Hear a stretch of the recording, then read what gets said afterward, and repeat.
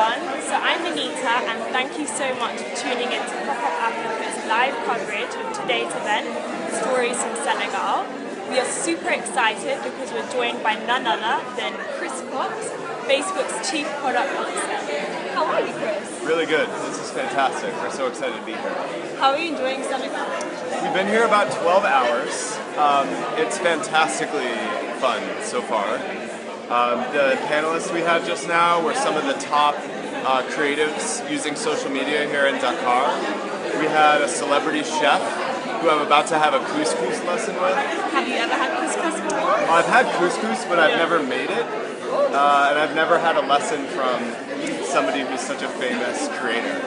I'm going to be trying some of that couscous later. Please don't try mine. You should only have hers. Okay, I still might try it. Okay. Anyway, at Pop-Up Africa, we have a few questions regarding your trip this week. Is that okay? Yes. So there seems to be a lot of interest in Africa at the moment. Obviously, Mark Zuckerberg went to West Africa in September, and you're here now. Why now? Why is Facebook so interested in reaching out to Africa? Africa is at the forefront of the way that people are using mobile technology to tell stories, to solve local problems in new ways. It's also a huge and growing population of the people using Facebook each day. 95 million people use Facebook in sub-Saharan Africa. And Lagos is where we started. Nigeria, where we started, is actually the country where the most people each day are using our services. So this trip was Nigeria, Ghana, and Senegal. Three countries at the forefront of creating culture, creating film, creating music, food, visual art.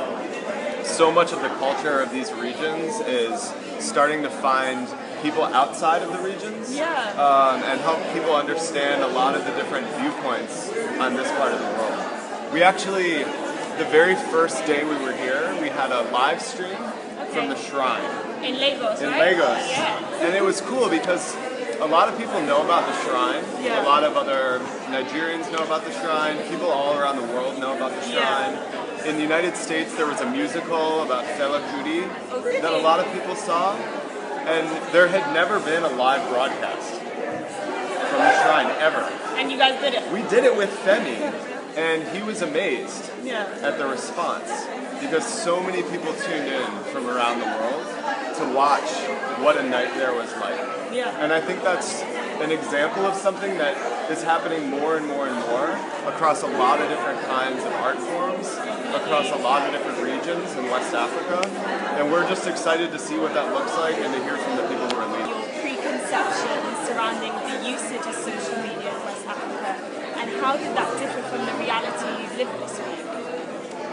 That's a good question. I would say one thing we didn't really appreciate was just what we were hearing here today is how much people feel like social media has helped them create a sense of national identity. Definitely. Did you hear that on the panel? Yeah, I did. I had in my head that a lot of what social media was doing for a place like Dakar was helping people reach those outside, versus a lot of what you heard here was helping promote local food, promoting local rice, promoting local art, promoting local fashion, and just creating, even within a country, a sense of like a strong national identity, which was a contrast to images coming in from elsewhere. Images of beauty, images of what rice they were eating and stuff like that. So I found that to be a really interesting insight. Great, wow. And did you learn anything this week at all? A ton. I've learned a little Wolof today, which I know, no, I'm not going to try. We heard some really cool new music from Accra. We got to hear in one night sort of the leading hip-hop artists and some high life. So like music from 40 years ago and then music from today. Such a contrast. Amazing. We got to hear a lot about the Facebook as a venue for political discussion, leading up to the elections in Ghana, where there was some really interesting feedback on how positive the discourse was, because there were ground rules and political and sort of public figures who were helping keep the discussion constructive. So a very interesting example of a country who had a very sort of positive and constructive public discourse around a political event. That's amazing that Facebook's been extended to that arena for political events. Yeah, absolutely. So, is Facebook designing any products to help the average businesswoman or businessman in Africa? So in Africa specifically, we're doing a lot of work focused on connectivity, on accessibility of data, on the reliability of the data, and on the affordability of the data. Yeah. Internet.org is a broad program to help make the internet more affordable all around the world.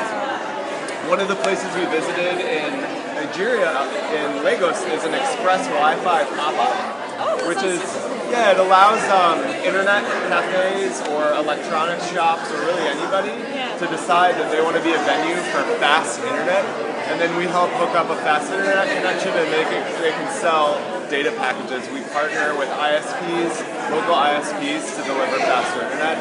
It's one example of a set of efforts we're doing to help with connectivity, which in many regions in West Africa is a really important issue. It allows internet cafes or electronics shops or really anybody to decide that they want to be a venue for fast internet, and then we help hook up a fast internet connection and they can sell data packages. We partner with ISPs, local ISPs, to deliver faster internet. It's one example of a set of efforts we're doing to help with connectivity, which in many regions in West Africa is a really important issue, and will help businesses and will help a lot of people.